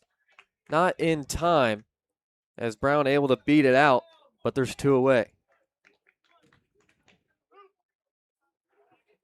That's a tough one to make too, though, but That's fine. Now That's batting, fine. center fielder, It's all good. 3, Mark Nellis. Oilers down to their final out, tying run on first. Lineup will flip over to Mark Nellis, who is 0 for 3. Ground out and 2 strikeouts.